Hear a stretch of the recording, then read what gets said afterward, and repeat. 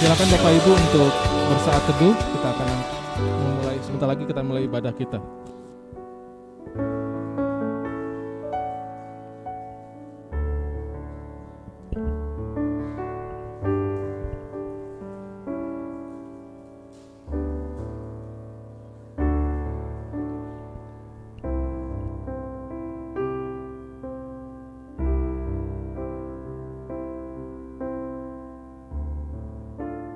Kami minta jemaat bangkit berdiri.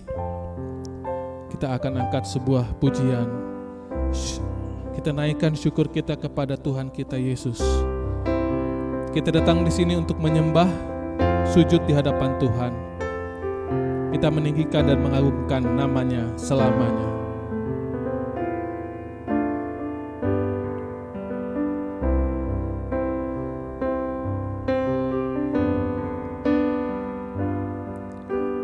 Naikkan syukur padamu Yesus, ku sembah sujud kepadamu Tuhan, di hadapan tahta kemuliaan-Mu, ku tinggikan, ku agungkan selamanya. Ku naikkan syukur, ku naikkan syukur padamu Yesus, ku sembah sujud kepadamu Tuhan, di hadapan tahta kemuliaan-Mu, ku tinggikan, ku agungkan selamanya.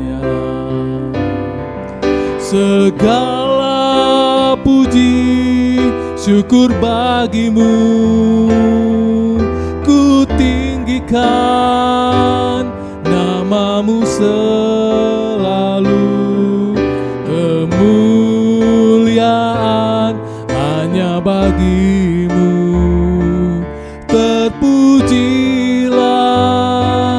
namamu. Segala puji syukur, segala puji syukur bagimu, ku tinggikan namamu selalu. Kemuliaan hanya bagimu, terpujilah nama. Kemuliaan hanya bagimu, terpujilah namamu.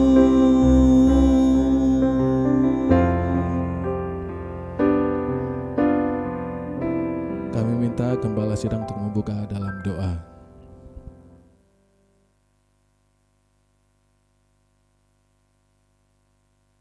Mari kita bersatu dalam doa.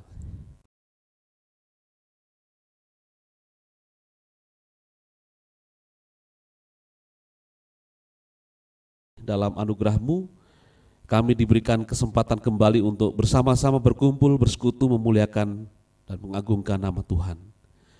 Terima kasih untuk pertolongan Tuhan dalam perjalanan dari rumah masing-masing hingga di tempat ini. Dan kami memiliki satu tujuan utama hadir di sini untuk memuliakan nama-Mu. Kami rindu menyembah, mengagungkan nama Tuhan, sekaligus juga rindu mendapatkan lawatan yang pribadi lepas pribadi dari Tuhan. Kami mendoakan untuk hamba-hamba Tuhan yang melayani hari ini, Tuhan berkati dan memakainya menjadi alat di tangan Tuhan, saluran berkat Tuhan bagi kemuliaan nama-Mu. Seluruh peralatan yang kami gunakan, Tuhan juga sertai dan berkati, sehingga boleh berfungsi dengan sebagaimana mestinya, sehingga mendukung kelancaran peribadahan kami hari ini.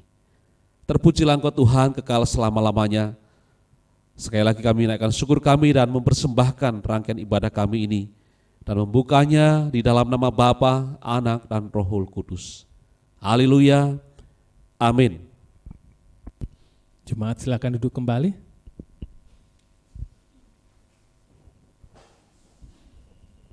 Shalom Bapak Ibu, saudara-saudara sekalian, apa kabar? Luar biasa ya. Ya, puji Tuhan, dari kemarin cuaca cerah, saya khawatir kalau pagi-pagi hujan, wah repot. Ya, kita akan mengucapkan pengakuan iman kita seturut dengan pengakuan iman rasuli. Saya ajak jemaat untuk bangkit berdiri sekali lagi.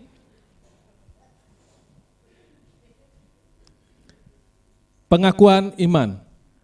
Aku percaya kepada Allah, Bapa yang Maha Kuasa, Halik langit dan bumi, dan kepada Yesus Kristus, anaknya yang tunggal, Tuhan kita, yang dikandung daripada Roh Kudus, lahir dari anak darah Maria, yang menderita di bawah pemerintahan Pontius Pilatus, disalibkan, mati dan dikuburkan, turun ke dalam kerajaan maut.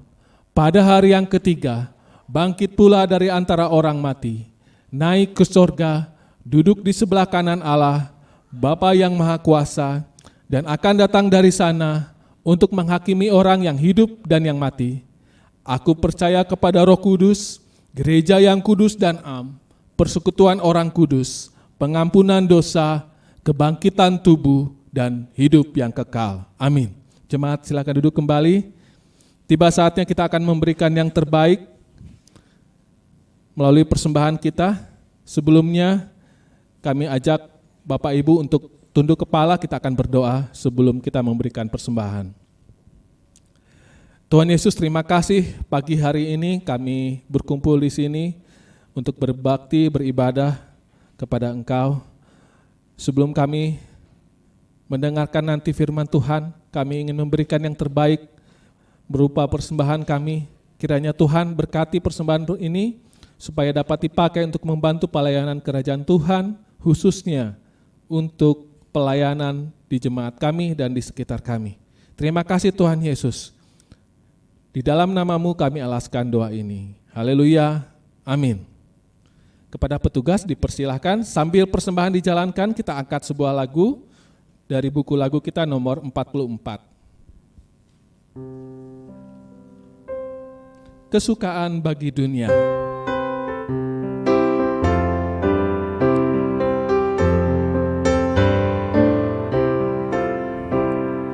Hai dunia, bersyukurlah menyambut Tuhanmu.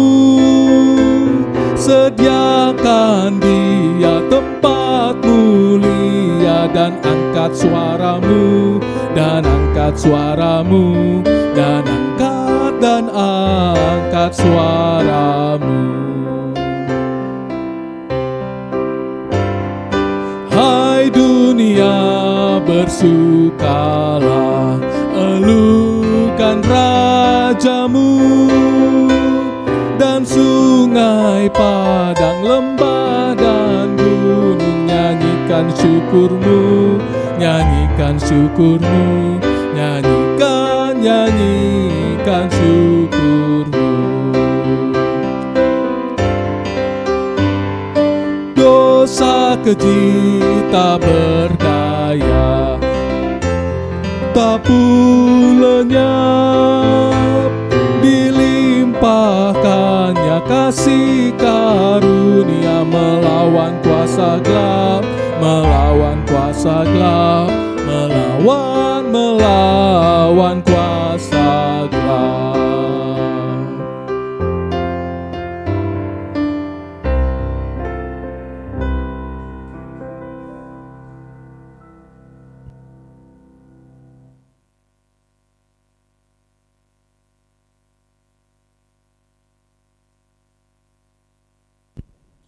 Kita akan mengangkat pergumulan kita di dalam doa syafaat kita yang nanti akan dibawakan oleh Pak Yopi. Sebelumnya kita akan angkat sebuah pujian dari nomor 107. Hanya Yesus kawan yang sejati, Dia telah memberikan dirinya, segala hal kita boleh bawa dalam doa kepadanya.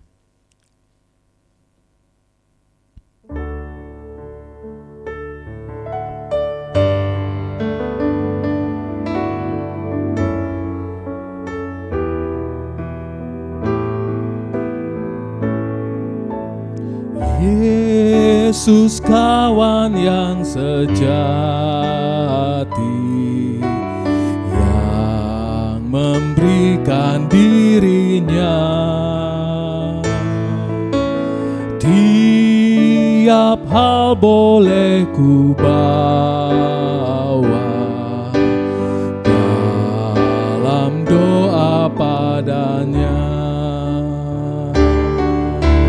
Bila hatiku gelisah, aku salah dan lemah,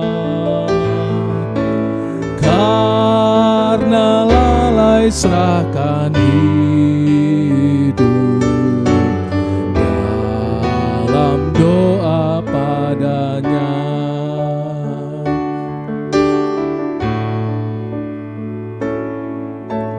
Jika oleh pencobaan kacau balau hidupmu, jangan lagi putus asa, pada Tuhan berseru. Yesus kawan yang setia, tidak ada taranya. Ia tahu kelemahanmu, naikkan doa padanya.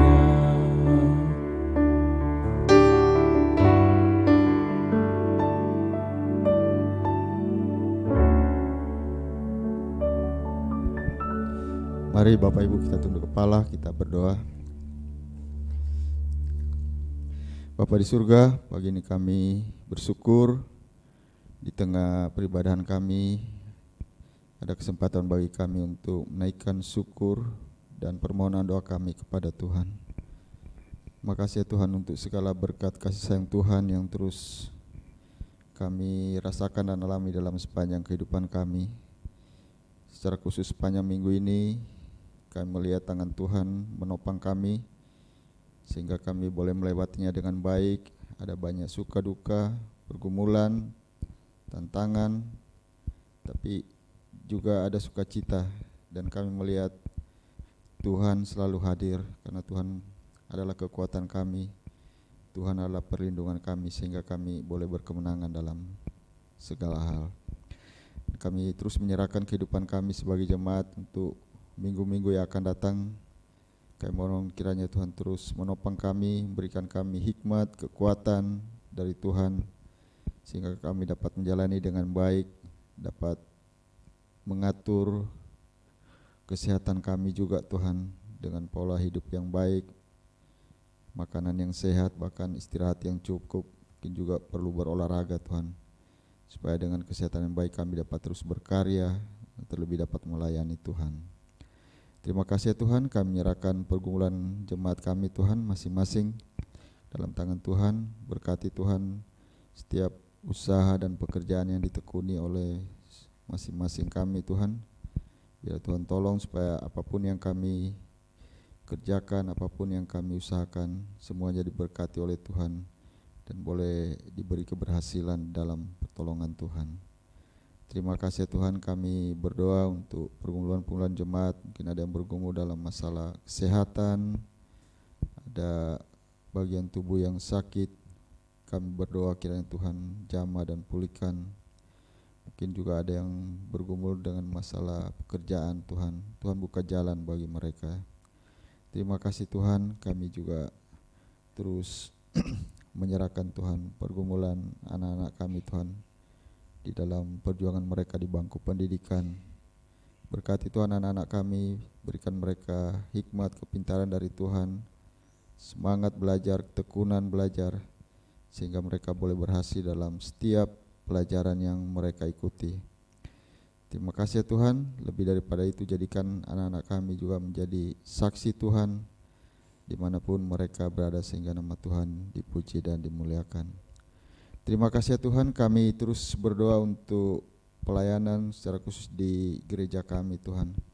Kami bersyukur untuk penyertaan Tuhan dalam pelayanan di gereja kami yang sampai saat ini terus berjalan dengan baik. Kami berdoa untuk setiap program yang ada Tuhan, berkati di setiap komisi, baik itu kawan, berkarya, par, atau sekolah minggu, pemuda, remaja, dan pelayanan lainnya Tuhan. Biarlah Tuhan berkati juga kegiatan-kegiatan lain, kelompok tumbuh bersama yang kami adakan baik di Sangkuriang, di Cianjuang maupun di Bandung dan Baros. Berkati semua Tuhan sarana pelayanan ini, biarlah lewat semua kegiatan ini kami terus bertumbuh di dalam Tuhan, semakin dewasa mengenal Tuhan, dan daripadanya kami boleh menjadi saksi Tuhan dimanapun kami berada. Kami menyerahkan juga rencana perayaan Natal kami ya Tuhan, yang akan dilaksanakan pada minggu yang akan datang, tanggal 18 Desember, yang rencananya akan diadakan di Ruang Serbaguna SMK Pusdikhob. Kami berdoa kiranya Tuhan menolong semua persiapan yang sampai saat ini masih dilakukan, panitia yang mengatur semuanya diberkati oleh Tuhan. Kami berdoa juga untuk dana yang dibutuhkan, kiranya Tuhan juga menolong supaya ini tercukupi pada saatnya nanti. Kami secara khusus berdoa untuk acara perayaan Natal, berkati Tuhan seksi acara yang mengaturnya, dan terlebih daripada itu firman Tuhan yang akan disampaikan oleh hamba Tuhan yang sudah dipilih. Biar Tuhan menolong persiapan dia, mengurapi dia, sehingga firman Tuhan yang disampaikan pada saat perayaan Natal nanti sungguh-sungguh boleh menjadi berkat bagi jemaat, bahkan bagi semua orang yang hadir ya Tuhan. Terima kasih ya Tuhan, pada kesempatan pagi hari ini kami juga terus berdoa untuk pemerintah dan bangsa kami Tuhan. Berkati ya Tuhan Presiden dan Wakil Presiden, seluruh aparat keamanan, pejabat-pejabat pemerintah, pembantu Presiden mulai dari yang tertinggi sampai yang terendah. Berkati mereka semua Tuhan, supaya mereka dapat menjalankan tugas dengan baik. Juga aparat keamanan, baik itu polisi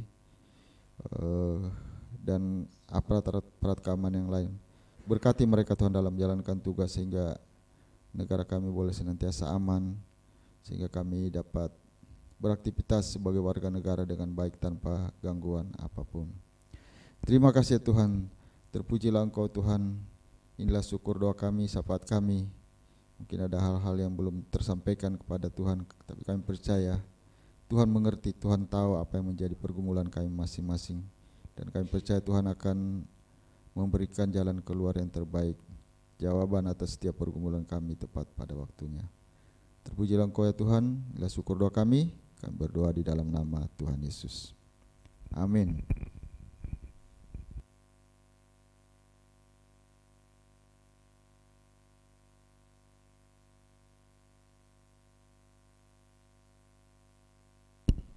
Kita akan mendengarkan firman Tuhan yang nanti akan dibawakan oleh hambanya. Sebelumnya kami ajak jemaat untuk bernyanyi dari buku lagu kita, Yesus Mau Kami Bercahaya.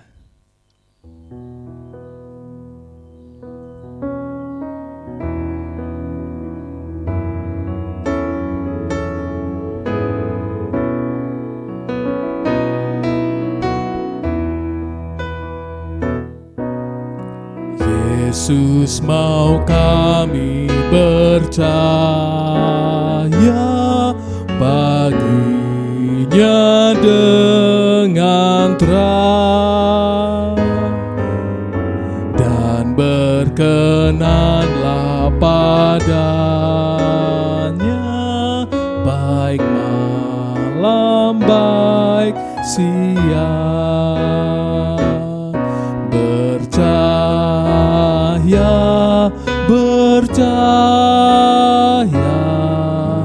Yesus mau kami percaya,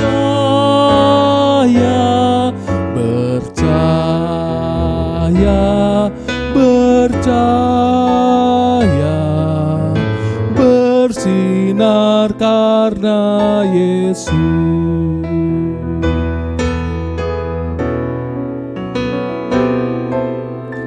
Yesus mau kami kasih satu kepadalah, bergiranglah tiap hari,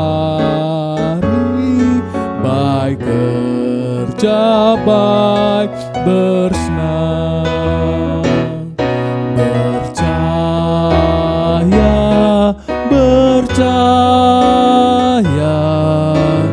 Yesus mau kami percaya,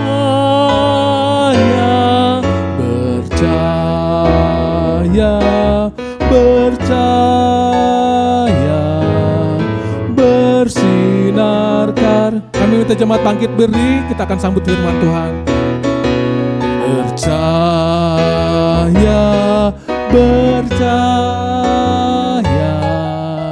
Yesus mau kami percaya,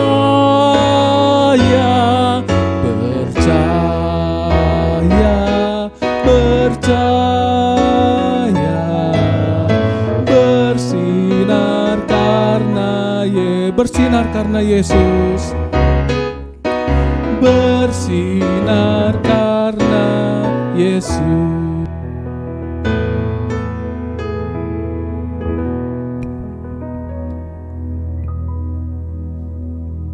Mari kita berdoa.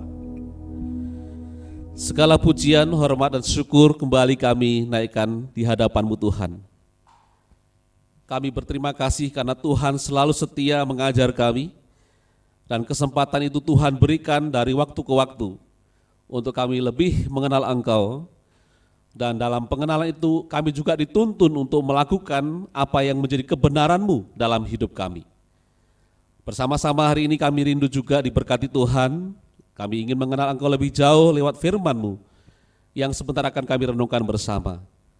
Roh-Mu lah yang akan menuntun kami, menjelaskan, memberikan kami pengertian, sehingga kami boleh mendapatkan lawatan pribadi dari firman ini. Hamba yang berbicara, Tuhan berkati dan urapi menjadi alat berkat di tangan-Mu. Inilah doa kami Tuhan, kami siap membuka diri kami, hati kami, hidup kami untuk ditaburi benih firman Tuhan. Dan kami ingin menjadikan hati kami menjadi tanah yang lembut bagi benih itu, sehingga firman-Mu boleh bertumbuh dan berbuah lebat. Dalam nama Tuhan Yesus kami berdoa dan siap untuk mendengarkan firman-Mu. Haleluya, amin. Silakan duduk Bapak sekalian, shalom. Puji Tuhan, kita bersyukur dari kemarin kita diberikan cuaca yang cerah, sehingga mungkin tidak menghambat kita untuk berbagai aktivitas yang lalu ya. Kita bersyukur pada Tuhan karena Tuhan juga beri kita kekuatan, kesehatan. Tadi dalam doa Pak Yopi sudah menaikkan doa supaya kita juga menjaga kesehatan secara jasmani dan terlebih juga rohani. Karena memang dalam waktu-waktu seperti sekarang kita pasti mengalami peningkatan kesibukan. Tetapi di dalam kesibukan itu juga pasti Tuhan karuniakan sukacita bagi kita semuanya. Amin. Kita bersama-sama Bapak Ibu sekalian, kita akan menggumuli tema besar kita di dalam nats kita Gereja Kemah Injil. Iya, minta tolong aja ya Kak Angel ya.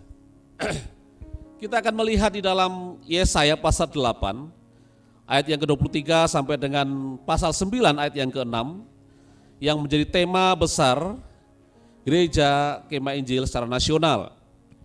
Bapak Ibu, kita akan membaca ayat ini satu persatu dan silahkan Bapak Ibu menyimak di dalam Alkitab masing-masing. Demikian firman-Nya. Kelahiran Raja Damai. Tetapi tidak selamanya akan ada kesuraman untuk negeri yang terimpit itu. Kalau dahulu Tuhan merendahkan tanah Zebulon dan tanah Naftali, maka di kemudian hari Ia akan memuliakan jalan ke laut, daerah seberang sungai Yordan, wilayah bangsa-bangsa lain. Bangsa yang berjalan di dalam kegelapan telah melihat terang yang besar. Mereka yang diam di negeri kekelaman, atasnya terang telah bersinar. Engkau telah menimbulkan banyak sorak-sorak, dan sukacita yang besar. Mereka telah bersukacita di hadapanmu, seperti sukacita di waktu panen, seperti orang bersorak-sorak di waktu membagi-bagi jarahan. Sebab kuk yang menekannya dan gandar yang di atas bahunya, serta tongkat si penindas telah kau patahkan, seperti pada hari kekalahan Midian. Sebab setiap sepatu tentara yang berderap-derap dan setiap jubah yang berlumuran darah akan menjadi umpan api. Sebab seorang anak telah lahir untuk kita, seorang putra telah diberikan untuk kita. Lambang pemerintahan ada di atas bahunya, dan namanya disebutkan orang penasihat ajaib, Allah yang perkasa, Bapa yang kekal, Raja damai. Besar kekuasaannya dan damai sejahtera tidak akan berkesudahan di atas tahta Daud dan di dalam kerajaannya. Karena ia mendasarkan dan mengokohkannya dengan keadilan dan kebenaran dari sekarang sampai selama-lamanya. Kecemburuan Tuhan semesta alam akan melakukan hal ini. Bapak Ibu yang saya kasih dalam Tuhan, kita yang sudah punya anak pasti merasakan satu perasaan sukacita tapi sekaligus juga kekhawatiran ketika anak kita masih dalam kandungan.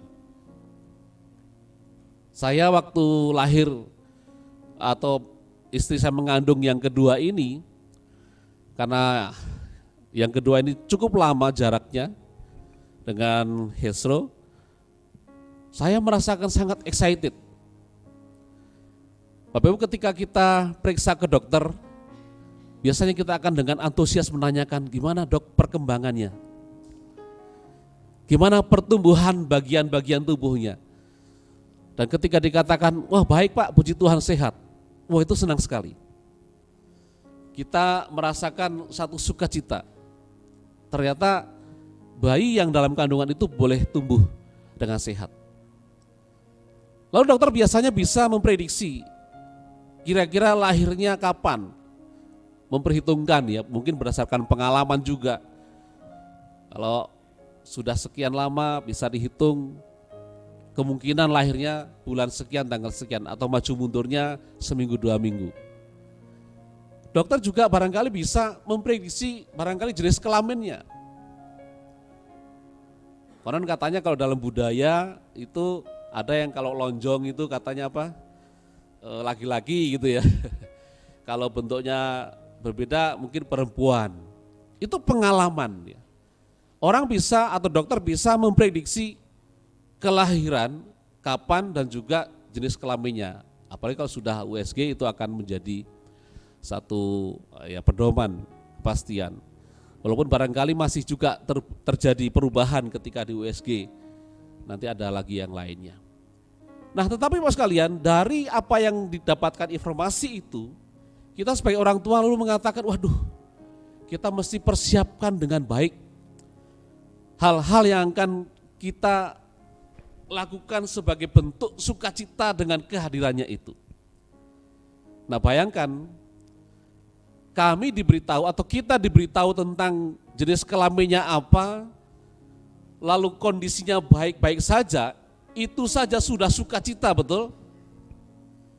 Ini Ibu Nova 3 kali ya melahirkan. Yang lain 2 kali, yang lain 1 lagi. Ketika dikasih tahu seperti itu udah senang sekali, excited. Kita tidak akan pernah berharap lebih, yang penting sehat, betul ya? Nah, tapi yang aneh misalnya terjadi, bayangkan kalau seandainya ada orang yang mengatakan memprediksi, wah nanti anak yang kedua ini gedenya akan badannya lumayan kekar nih. Dia akan menjadi anak yang pintar sekali di sekolahnya. Dia mungkin akan menjadi pemimpin yang hebat. Satu kali kelak dia akan menjadi seorang pemimpin perusahaan yang besar yang mempengaruhi di bangsa ini. Saya pikir nih kalau ada Pak Sagit ya, waktu itu Stanley mau lahir gitu ya, dikasih tahu bahwa Stanley itu nanti akan jadi pemimpin besar di negeri ini misalnya gitu ya. Akan jadi seorang wali kota di Cimahi yang nanti akan mengubah toleransi di Cimahi menjadi lebih baik lagi misalnya gitu. Akan menjadi seorang pemimpin lebih besar lagi, bahkan mungkin naik lagi menjadi pemimpin nasional. Saya yakin itu akan bersuka cita. Tapi menjadi pertanyaan, apakah benar prediksi atau perkataan-perkataan yang disampaikan oleh dokter tadi? Itu yang akan menjadi persoalan. Nah, tetapi Bapak sekalian, kita menjadi ragu karena yang menyampaikan adalah manusia juga, yang tidak akan pernah tahu ke depannya seperti apa. Jangankan kok setahun ke depan, atau sampai di anak itu besar, mungkin 2 hari, 1 hari ke depan, 1 jam ke depan juga nggak ada yang tahu. Jadi kalau ada yang memprediksi anak saya nanti jadi pemimpin negeri ini, ya paling kita aminkan saja ya, puji Tuhan, semoga.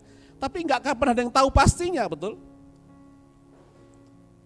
Tetapi firman Tuhan hari ini menjelaskan kepada kita betapa ada satu nubuatan yang disampaikan oleh seorang nabi yang memprediksi, menyatakan, bukan memprediksi, menubuatkan sosok bayi yang akan lahir, dan bayi itu punya sebuah ketetapan yang akan terjadi kepada dia sesuai dengan ayat yang ke-5 itu adalah bayi yang luar biasa. Hari ini kita akan melihat kenapa ini menjadi penting untuk kita gumuli dan menjadi dasar bagi kita. Khususnya di dalam periode ini, mengapa kita atau gereja Kemah Injil mencanangkan ini menjadi tema nasional. Dan ada kata-kata ya datanglah, atau datanglah ya penebus dan segala macam. Karena itu sebuah permohonan tentang keterlibatan sosok ini dalam hidup kita menghadapi masa yang akan datang. Di mana ada banyak orang memprediksi kesulitan secara ekonomi, resesi. Ada orang mengatakan itu akan ada krisis politik. Karena memang tahun-tahun politik ke depan mungkin akan barangkali panas juga seperti sebelum-sebelumnya. Dan lain-lainnya. Nah, itulah kemudian menjadi sebuah doa bagi kita semua warga gereja supaya melibatkan dia dalam hidup kita. Nah, dari perikop ini saya ingin mengajak kita untuk menggumuli satu pokok pikiran bahwa bersukacita atau bersorak-sorainya bangsa yang terimpit dalam kegelapan itu karena Tuhan semesta alam itu berkarya. Dengan apa? Dengan kelahiran Sang Raja Damai itu. Saya mengambil satu tema yang sama dari nasional adalah datanglah ya penasehat ajaib. Ya, di dalam ayat yang ke-5 tadi, Allah yang perkasa, Bapa yang kekal dan Raja Damai. Terus sekalian, dari perikop ini kita akan belajar 2 hal penting yang mendasar. Yang pertama adalah bahwa Allah adalah sumber perubahan yang layak untuk diandalkan. Kalau kita memperhatikan ayat yang ke-23 dari pasal ke-8, itu ada satu kalimat peralihan yang sangat menarik, yang memberikan satu keadaan yang berbanding terbalik dari kondisi yang ada, yang satu dengan keadaan yang berikutnya. Mari kita cermati ayat itu, dikatakan tetapi tidak selamanya akan ada kesuraman untuk negeri yang terimpit itu. Sekali ini sebuah kalimat peralihan yang ingin mengantarkan pembaca kepada satu kenyataan kelak yang akan terjadi dari kondisi bangsa Yehuda yang tadinya terpuruk karena secara moral mereka melanggar firman Allah. Sehingga ada keadaan mereka tertindas oleh karena penyerbuan bangsa Asyur yang menguasai mereka. Dan ketika kita tahu bahwa kondisi bangsa yang terjajah pastilah tidak nyaman. Kita tahu kondisi itu akibat daripada kesalahan mereka. Tapi kemudian ada satu nubuat yang disampaikan oleh Yesaya bahwa akan ada satu penyelesaian situasi di mana itu semua berhenti keadaan terimpit itu. Saya mencermati beberapa hal. Terimpit itu terimpit karena apa? Terimpit karena ada penindasan di Asyur, dari Asyur. Kenapa mereka mengalami seperti itu? Ayat yang ke-13, 12, 13, dan 14 dari pasal 8 menjelaskan kepada kita bahwa ada satu perilaku dari bangsa ini di mana mereka tidak lagi takut kepada Tuhan. Ada satu perilaku dari bangsa ini yang menyebabkan mereka menyimpang jauh daripada Allah daripada apa yang dicanangkan, ditetapkan oleh Allah. Sehingga kebobrokan moral, kalau kita membaca dari pasal yang pertama kitab Yesaya ini, kita temukan penyembahan berhala, pengabaian terhadap pengajaran-pengajaran kebenaran firman Tuhan, penyimpangan yang dialami oleh imam, oleh para pengajar yang terlibat di dalam peribadahan. Sumbernya adalah apa? Karena mereka tidak lagi takut kepada Tuhan. Yang lebih parah di dalam pasal 8 ayat yang ke-19 menjelaskan kepada kita bahwa mereka pun mencari informasi dari apa? Daripada para arwah. Ada peramal-peramal yang diandalkan informasinya untuk menentukan hal-hal ke depan apa yang terjadi.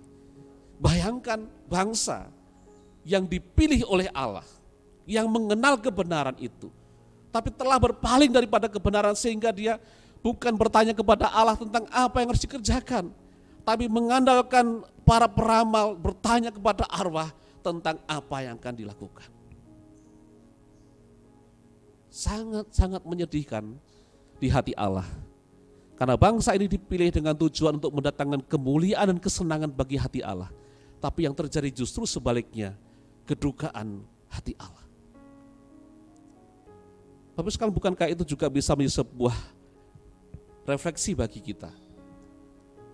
Kita juga menyadari status identitas kita sebagai orang yang dipilih oleh Allah. Tapi apakah juga terjadi kemungkinan kita yang berstatuskan orang yang dipilih Allah ini mengesampingkan kebenaran firman Allah? Bahkan kita lari kepada hal yang lain untuk memuaskan keinginan kita. Apa yang akan kita lakukan ke depannya? Bertanya kepada orang-orang yang dianggap bisa memprediksi hal ke depan.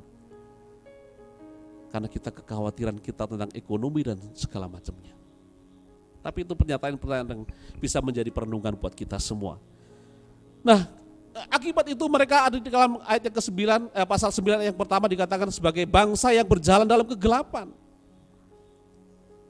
Bapak sekarang menarik dalam ayat yang pasal 9 ayat yang pertama dan kedua itu. Karena apa? Karena mereka dikatakan berjalan dalam kegelapan dan mereka berada dalam negeri kekelaman.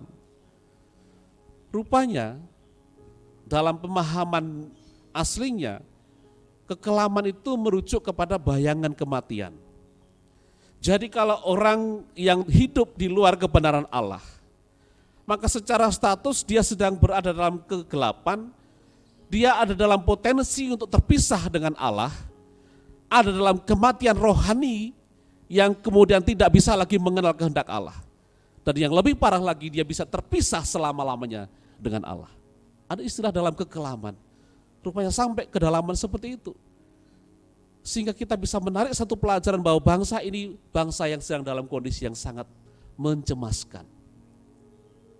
Berawal dari mengabaikan firman Allah, berada pada ujung kehancuran. Bapak sekalian, tetapi firman Allah menjelaskan di dalam bagian ini, ada satu berita yang baik. Jikalau dalam situasi yang seperti itu seolah tidak ada lagi jalan keluar, firman Allah menjelaskan, Yesaya menyampaikan, tetapi tidak selamanya akan ada kesuraman untuk negeri itu. Artinya akan ada perubahan besar terjadi dari keadaan yang genting mencemaskan tadi kepada kondisi yang baik. Ayat 2 dan 3 dikatakan mereka bersukacita, bersorak-sorak. Bukankah ini sebuah kondisi yang sangat kontradiktif? Yang satunya cemas, dalam kegelapan, mengerikan situasinya.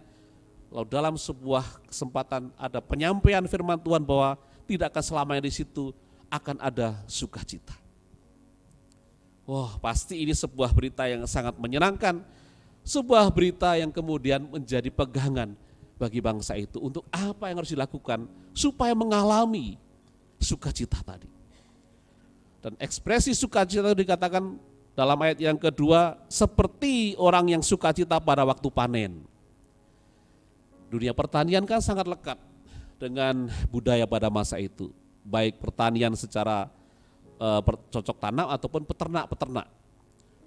Bapak Ibu sekalian, sebagai seorang petani tentu saja ketika dia sudah menggemburkan tanahnya, menaburkan benihnya, merawat benih itu sampai tumbuh, ada satu pengharapan yang ditunggu adalah apa? Panen, bukan? panen yang baik hasilnya dan melimpah, itu yang ditunggu. Dan ketika itu terjadi pastilah ada sukacita. Seperti terbayar di masa penantian yang lama itu. Kalau orang panen jagung barangkali 3 atau sampai 4 bulan mungkin ya. Ini mungkin Bu Nati, Bu Iring panen apal ya. Panen jagung mungkin 3 sampai 4 bulan barangkali. Panen cabai mungkin sekian bulan lagi. Artinya dalam masa-masa penantian itu ada harapan nanti akan memperoleh hasil yang baik.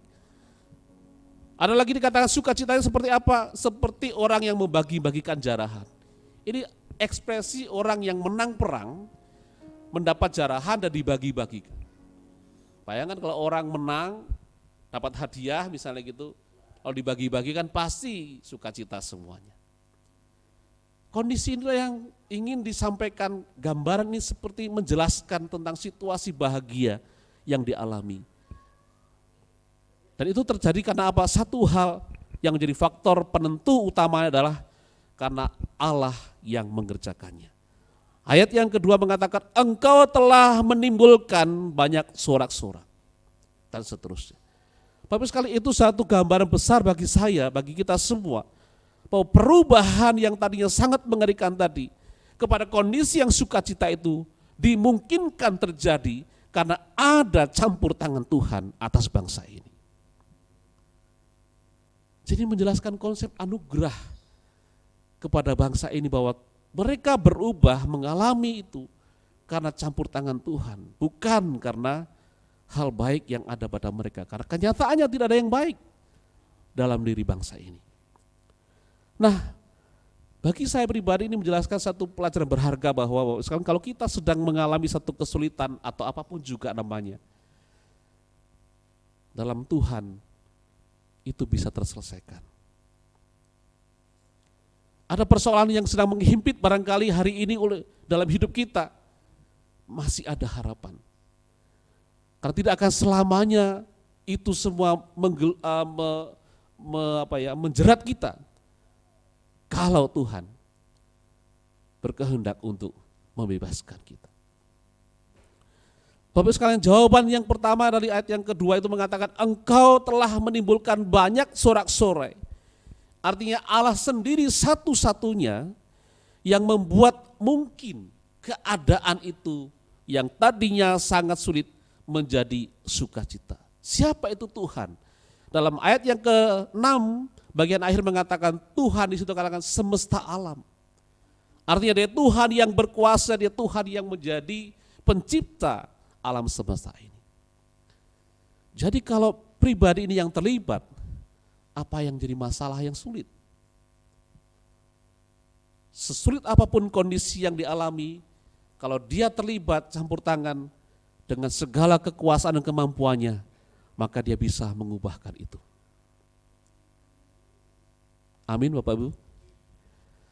Saya percaya kita semua diteguhkan dengan bagian ini. Saya ingat dalam ayat 1 Korintus 15 ayat 51 sampai 54 di mana akan ada perubahan yang mungkin terjadi secara sekejap bagi tubuh orang yang dibangkitkan.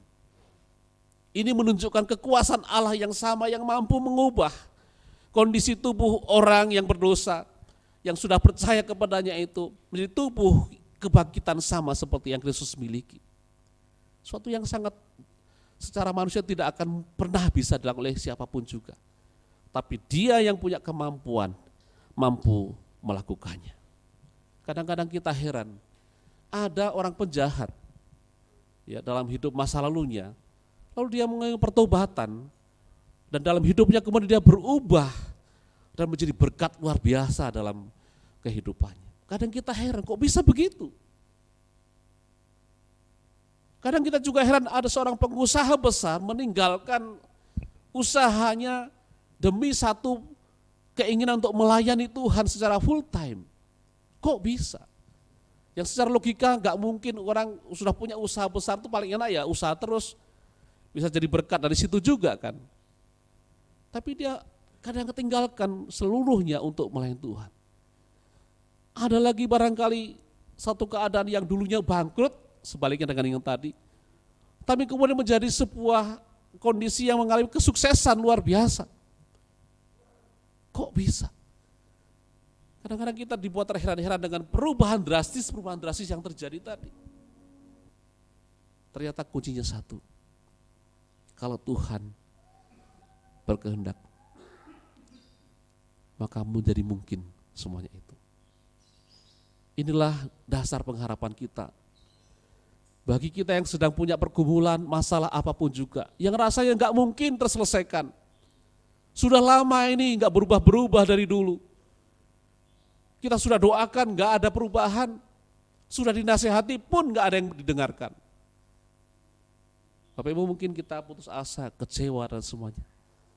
Tapi hari ini saya diteguhkan, ada satu pribadi yang mampu mengubah itu menjadi mungkin. Dia adalah Tuhan kita. Dan Tuhan yang sama yang mengubahkan bangsa ini dari kegelapan kepada sukacita, adalah Tuhan yang sama yang juga mau bekerja buat kita semua. Puji Tuhan, kita memiliki Allah seperti ini. Itu hal pertama yang bisa kita renungkan di bagian ini. Yang kedua adalah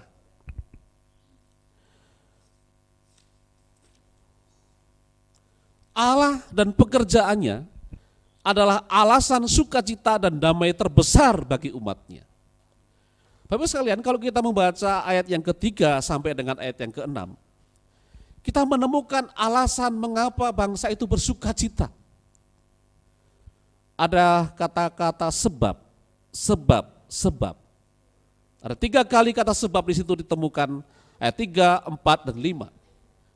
Yaitu menunjukkan kepada kita semua tentang hal utama yang menjadi penyebab bangsa ini mengalami perubahan karena karya Allah tadi lewat 3 hal yang terjadi. Yang pertama adalah apa? Allah telah membebaskan mereka dari kuk yang menekan.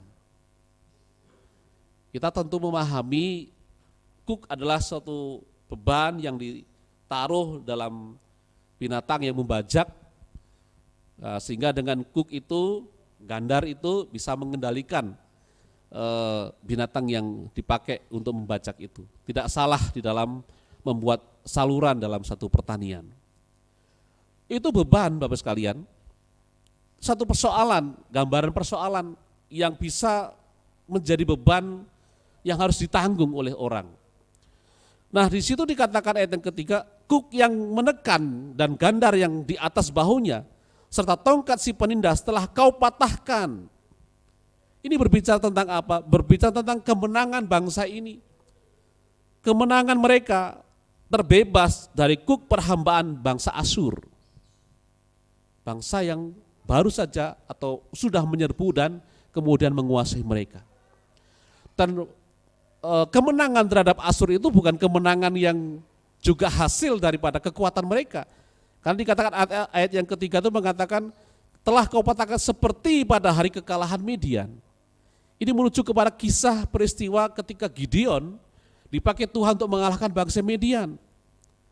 Dan kita tahu secara perhitungan matematik gak mungkin 300 orang mengalahkan bangsa Midian. Yang itu ingin mengajak kita kepada apa? Kepada satu pengakuan bahwa kemenangan itu berasal dari Tuhan. Bukan dari kekuatan bangsa Yehuda. Dan Asyur juga dikalahkan oleh Tuhan dengan cara Tuhan. Roh Tuhan yang bekerja mengalahkan bangsa ini. Sehingga bangsa ini tidak lagi berada dalam sebuah kuk perhambaan dari bangsa Asyur. Yang kedua, sebab yang kedua adalah kemenangan yang berlanjut kepada apa? Kondisi tenang atau kedamaian. Ayat yang keempat mengatakan, sebab setiap sepatu tentara yang berderap-derap dan setiap jubah yang berlumuran darah akan menjadi umpan api. Artinya tidak akan ada lagi masa peperangan dialami oleh mereka. Ini juga satu keadaan yang sangat dirindukan, bukan? Satu kerajaan tidak berperang, kondisinya aman, masyarakat bisa beraktivitas dengan bebas. Kita bisa tahu, lihat dari tayangan televisi bagaimana kondisi Ukraina dan juga Rusia yang sedang dalam peperangan. Waduh, sangat menyedihkan. Selain bangunan fisik hancur, masyarakat juga tidak bisa beraktivitas dengan leluasa. Tidak ada ketenangan di situ. Dan yang terbesar sebab yang ketiga, ayat yang kelima adalah karya Allah dengan kehadiran seorang anak atau seorang putra yang diberikan untuk kita. Ini puncak pada seluruh karya Allah yang menjelaskan kepada bangsa ini mengapa mereka bisa mengalami sukacita itu. Selain pembebasan secara fisik, mereka juga dibebaskan secara rohani dengan kehadiran Mesias dalam hidup mereka. Bapak sekalian, ayat yang kelima ini mengundang pertanyaan barangkali buat kita. Dikatakan bahwa seorang anak telah lahir untuk kita. Seorang putra telah diberikan untuk kita. Lalu ada nama-nama di situ yang besar yang melekat kepada putra itu. Ketika saya membaca ayat ini ada rasa penasaran sebetulnya. Kenapa dikatakan telah lahir? Padahal sebetulnya adalah sebuah nubuatan. Dan Yesaya menyampaikan ini adalah sekitar 700 sampai 680 sebelum Masehi, sebelum Kristus lahir. Jadi bagaimana mungkin merenungkan ini, mengerti bahwa wah ini belum terjadi. Dan ada seperti progres, kalau dikatakan ayat 5 itu mengatakan seorang anak telah lahir saja, lalu berikutnya seorang putra diberikan untuk kita. Ada semacam penekanan yang lebih lagi, pribadi yang lahir itu tidak untuk orang banyak, tapi untuk kita, untuk bangsa yang dipilih oleh Allah. Ada satu agak semacam pertanyaan yang mendasar pada diri saya, mengapa Yesaya memilih perkataan ini lalu ada keterangan waktu itu telah terjadi. Sementara ini adalah sebuah nubuatan yang sekian ratus tahun disampaikan sebelum kelahiran Kristus. Ini mengajak kepada satu pemikiran perenungan, dan saya melihat beberapa catatan, itu ada sebuah pernyataan yang ingin menegaskan tentang kepastian kelahiran Kristus itu. Dan dalam karya Allah yang sudah disampaikan itu pasti terjadi. Itu bukti kalau seorang nabi yang menyampaikan itu nabi yang benar. Tapi kalau nabi yang palsu dia bisa saja memprediksi hal yang ke depan tapi belum tentu terjadi. Sehingga bagi saya itu punya sebuah makna, kalau kebenaran itu firman Tuhan yang disampaikan, seorang yang sudah dipercaya jangan pernah ragukan juga apa yang disampaikan itu pasti terjadi.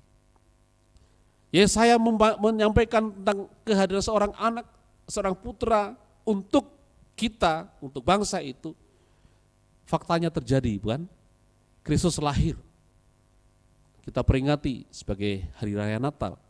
Walaupun masih debatable apakah 25 betul atau bukan, karena itu masih ada orang yang bisa ya ngulik-ngulik gitu ya. Tapi kita mungkin gak akan terganggu dengan soal tanggal. Yang paling penting adalah dia lahir, itu yang paling penting. Dan dia hadir untuk apa? Untuk berkarya menebus umat yang berdosa. Sehingga saya memang sangat terganggu ketika dalam satu perayaan Natal itu justru yang mendapat sorotan utama adalah Sinterklas. Gak ada hubungannya itu sebetulnya. Tapi celakanya sudah bertahun-tahun itu membayangi perayaan Natal dan kadang-kadang mendominasi perayaan Natal. Cerita omong kosong. Itu cerita hikayat rakyat orang sana, masyarakat Eropa. Nggak ada hubungannya dengan Natal, tapi celakanya itu yang kemudian mendominasi. Banyak orang merayakan itu dengan berbagai aksesoris-aksesoris yang ingin menjelaskan seolah-olah dialah yang menjadi sosok tokoh utama dalam Natal itu. Dengan kebaikannya tadi, berbagilah apa gitu ya. Lucu bagi anak-anak kecil, betul lucu. Barangkali lucu.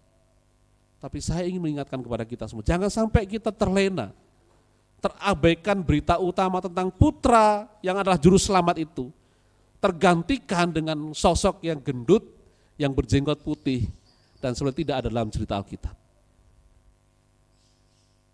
Ini warning buat kita semuanya, berhati-hati supaya kita tidak melenceng ketika merayakan perayaan Natal. Nah, Bapak sekalian, seorang putra lahir untuk kita. Lalu dikatakan ayat kelima berikutnya, nama-nama itu disebutkan. Saya berpikir apa pentingnya nama itu disebutkan saat itu? bagi bangsa Yehuda. Apakah ada maknanya, ada meaningnya buat mereka, pengaruhnya apa buat bangsa itu sehingga nama itu disebutkan. Saya coba cari tahu, minta tolong Kak Angel, nama-nama itu satu penasihat ajaib. Beberapa tafsiran, beberapa penjelasan menuliskan ada dipenggal penasihat dengan ajaib tersendiri. Tapi ada juga yang menjelaskan bahwa penasihat ajaib itu penasihat yang bijaksana. Tidak terlalu mengganggu sebetulnya, tapi ada satu hal yang baik untuk kita cermati. Ajaib itu menunjukkan kepada kelahiran, kehidupan, kematian, dan kebangkitannya. Sosok anak yang lahir ini anak yang ajaib dari prosesnya, peristiwanya. Dan kita tahu bagaimana proses dia lahir, dikandung daripada Roh Kudus, seorang perawan yang bernama Maria, tanpa ada hubungan seksual sebagaimana mestinya seorang laki-laki dan juga perempuan. Bagaimana karyanya juga terus, kita sudah sedikit bahas minggu yang lalu, sampai pada kematian dan kebangkitannya. Ajaib itu. Tapi juga penasihat yang bijaksana itu ingin menjelaskan bahwa sosok ini adalah sosok yang memiliki hikmat. Dia adalah penjelmaan hikmat Allah yang mampu berkata-kata tentang hal-hal yang kekal, hal-hal yang benar. Sehingga kalau sosok ini yang lahir yang menjadi penasehat, maka tidak akan pernah keliru langkah-langkah orang yang mengandalkan dia sebagai penasehat itu. Oh, mulai terluak. Ternyata penting nama itu disebutkan, supaya mereka tidak salah lagi jalannya, tidak tanya lagi kepada arwah-arwah, tidak tanya lagi kepada peramal-peramal, tapi tanya kepada penasihat yang sesungguhnya. Dalam bahasa Inggrisnya wonderful counselor. Counselor yang ajaib, penasihat yang ajaib. Dan dia yang menentukan, dia mengerti kebenaran, dia yang akan menuntun orang-orang yang bertanya kepadanya hal-hal apa yang benar yang harus dilakukan. Yang berikutnya dia juga dikatakan Bapa yang kekal, Allah yang perkasa, Allah yang perkasa. Mengapa dikatakan penting ini? Karena di dalam Mesias itu tinggal kepenuhan Allah sepenuhnya. Kolose pasal kedua ayat yang ke-9 menjelaskan siapa itu Kristus Yesus. Dia adalah Allah sepenuhnya dan juga manusia sepenuhnya. Ini dua natur yang kadang menjadi perdebatan orang-orang teologis. Bagaimana mungkin sosok satu pribadi itu bisa dua natur, Allah sejati dan juga manusia sejati. Kalau Allah ya Allah saja, kalau manusia manusia saja, itu kan maunya kita. Tapi sosok ini dua natur, bagaimana tidak bercampur dua-duanya ini? Kadang-kadang kita memang terbawa dalam alam konsep berpikir ruang dan waktu. Kita terbatas. Kalau saya ada di sini sekarang, nggak mungkin saya ada di sana dalam waktu yang bersamaan. Tapi Allah dalam alam kekekalan. Dia tidak terbatas ruang dan waktu. Hari ini ada di sini, ada juga di Bandung, ada juga di Amerika, ada juga di mana lagi. Karena dia maha hadir. Apa masalahnya bagi Allah yang berkuasa? Sekarang manusia dengan logikanya yang terbatas ingin beradu dengan kehebatan Allah. Dan kemudian mengikuti alam pikirannya yang terbatas itu. Enggak mungkin kalau satu pribadi bisa dua natur. Allah itu Allah maha kuasa. Enggak ada yang enggak mungkin bagi dia. Allah kok tiga? Bukan tiga. Satu pribadi dalam tiga esensi. Kok bisa? Ya bisa, kenapa tidak? Itu Allah yang berkuasa. Jadi kadang-kadang kita ingin memasukkan sesuatu itu ke dalam logika kita. Kalau enggak masuk logika, enggak bisa terjadi, itu enggak mungkin. Sementara logika itu sangat terbatas sekali. Jadi Bapak sekalian, Allah yang perkasa menunjukkan tentang dia Mesias yang adalah Allah sepenuhnya berdiam secara jasmaniah dalam pribadi Kristus Yesus. Dia juga disebutkan Bapa yang kekal. Kenapa? Karena dia memperlakukan umatnya itu seperti seorang bapa. Dari kapan? Dari kekal sampai kekal. Tidak pernah dia itu kemudian. Hari ini saya baik kepada Pak Yus keluarga. Sorry besok-besok enggak lah. Kalau Pak Yusnya enggak mau setia, saya enggak akan baik pada dia. Hari ini saya baik pada Pak Yopi. Pak Yopi besok enggak datang, saya enggak akan baik sama dia. Itu kemudian ya. Baiknya apa? Timbal balik. Tapi Bapa tidak demikian. Meskipun kita tidak setia, dia tetap setia. Bayangkan kalau dia stop nafas kita gara-gara dia sakit hati karena kita nggak datang pada dia dalam waktu kemarin misalnya gitu. Apa yang terjadi? Pasti mati. Tapi apakah karena kita tidak datang dalam doa, dalam baca firman, lalu dia stop kebaikannya bagi kita? Matahari masih bersinar, gak ada pengaruhnya. Itulah kesetiaan Tuhan, kebaikan Tuhan. Memperlakukan, melindungi, mengayomi kita tanpa diganggu oleh ulah kita. Dia menetapkan mengasihi kita, dia tetap mengasihi kita, meskipun kita kadang tidak setia. Yang keempat, dia Raja Damai. Apa dia berbicara tentang pemerintahannya yang akan membawa damai antara Allah dengan umatnya. Dan damai itu berbicara tentang hubungan yang baik, relasi yang indah, yang terbebas dari dosa. Nama-nama ini menjadi penting disebutkan karena ini akan mempengaruhi kondisi bangsa yang mendengarnya. Sehingga Mesias yang lahir itu akan menjadi andalan dalam diri mereka untuk mengalami sukacita terbesar. Tapi sekali inilah hal yang paling penting untuk kita nikmati sukacita dalam masa raya Natal. Kenapa? Karena hadirnya bayi ini yang juga membicarakan 4 nama ini juga bagi kita hari ini. Sehingga kalau ini yang menjadi alasan kita untuk merayakan Natal, sukacita terbesar kita ke sana, maka ketika tempatnya itu barangkali jauh, kita gak akan mengeluh. Maka barangkali ketika kita menemukan, acaranya kok gak seperti yang saya harapkan, ya gak spektakuler, kita gak terganggu, karena bukan itu kok yang utama. Apalagi kalau soal makanan, makanannya gak enak nih. Kasihan seksi konsumsi, udah berusaha mati-matian, mengurus konsumsi, begitu makan dicela, gak enak makanannya. Sering kan terjadi itu, gara-gara makanan orang gontok-gontokan Natalan. Tapi kalau kita kembali ke ini, makanan gak enak gak apa-apa, itu kan tambahan. Embel-embel aja, ada makanan gak ada masalah. Karena kita tertuju kepada pribadi yang satu ini. Jadi Bapak, mari kita menata dalam masa raya Natal ini kepada konteks ini. Fokus kepada pribadi yang lahir itu. Maria ketika mendengarkan sosok bayi yang lahir, yang akan lahir lewat kandungannya dalam Lukas 1, ayat 31 sampai 33, dan juga ayat 38, dia mengatakan sukacita. Walaupun mungkin gak ngerti, apa nih, Malaikat Gabriel berbicara kepada saya tentang sosok yang akan lahir, belum tahu sepenuhnya. Tapi dia menyimpan itu dan menerima dengan baik. Dan Alkitab mencatat dia menjadi wanita yang paling berbahagia, paling bersukacita karena mendapatkan kesempatan dari Tuhan untuk mengalami kebaikan Tuhan ini. Saya kira ini sebuah prinsip yang mendasar bagi kita untuk kita renungkan bersama dalam masa raya Natal ini. Bagi kita semua, bagi saya, Bapak Ibu sekalian, pribadi yang ajaib dan berkuasa itu hari ini telah lahir. Dia sudah berkarya untuk menyelamatkan umatnya. Ingat ayat yang ke-6 itu mengatakan bahwa kekuasaannya itu tidak akan pernah berkesudahan. Dia berkuasa pada masa itu, berkuasa pada masa sekarang juga ke depannya. Tahta Daud tidak akan tinggalkan itu. Dia akan ada di sana selama-lamanya. Karena dia mendasarkan pemerintahnya dengan keadilan dan juga dengan kebenaran. Sehingga tidak akan pernah mengecewakan kehadiran dia dalam dunia ini. Nah, Bapak sekalian, mari kita bersama-sama sambut dia. Rayakan Natal tidak diganggu atau teralihkan dengan hal-hal yang lainnya. Saya sudah sebutkan beberapa hal yang bisa mengganggu. Tokoh yang keliru, makanan, acara, hebatnya pengkhotbah, apapun itulah. Jangan itu mengganggu motivasi utama kita dan perhatian kita kepada yang utama, yaitu bayi Yesus yang lahir, yang menyelamatkan orang berdosa itu. Sebagai kesimpulan, kita sudah mendengarkan firman Tuhan ini.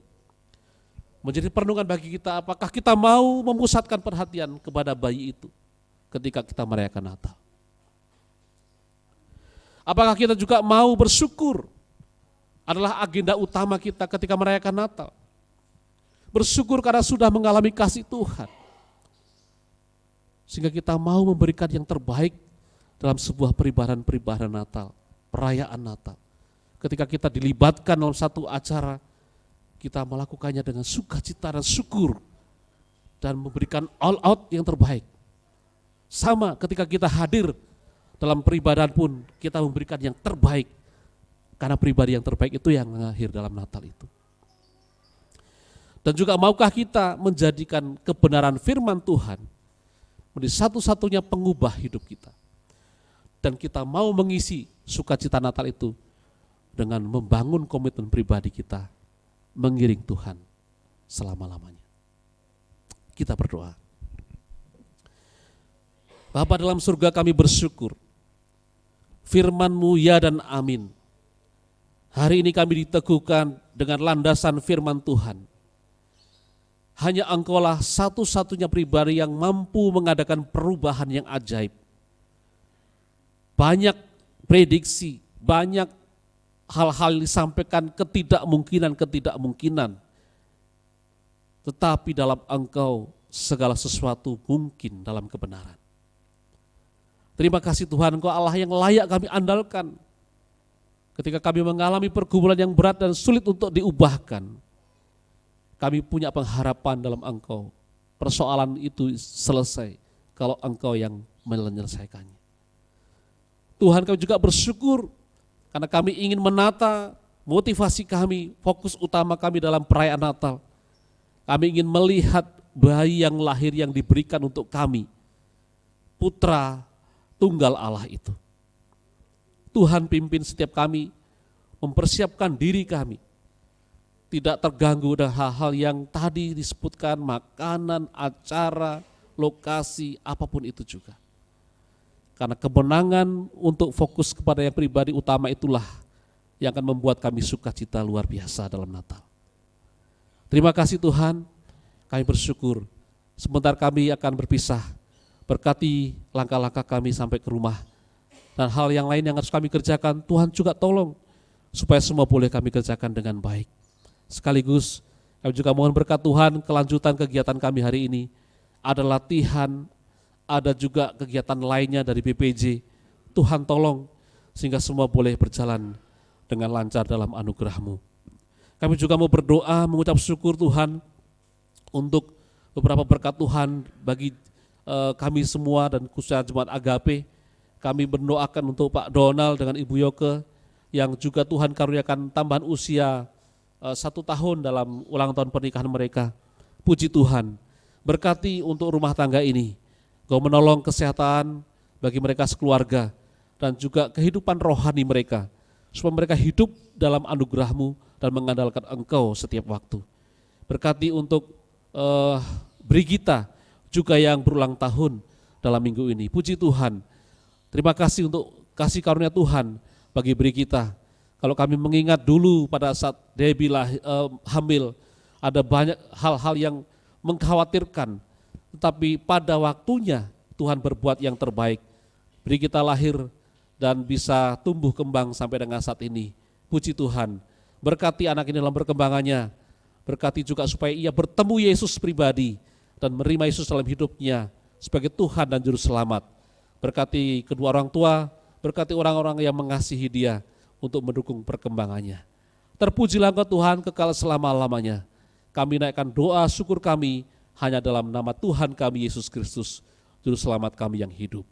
Jemaat Tuhan, mari kita berdiri, kita angkat hati kita dan kita terima berkat daripada Tuhan kita. Tuhan memberkati engkau dan melindungi engkau.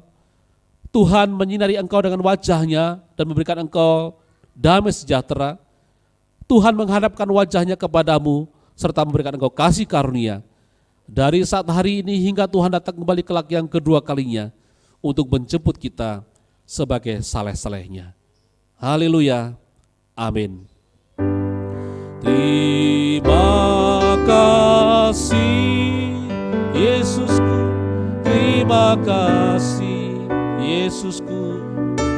Puji syukur hanya bagi Tuhanku. Terima kasih Yesusku, terima kasih Yesusku. Puji syukur hanya bagi Tuhanku. Puji syukur hanya bagi Tuhanku. Amin. Silakan duduk kembali dan mengambil waktu teduh. Ibadah kita selesai. Tuhan memberkati. Shalom.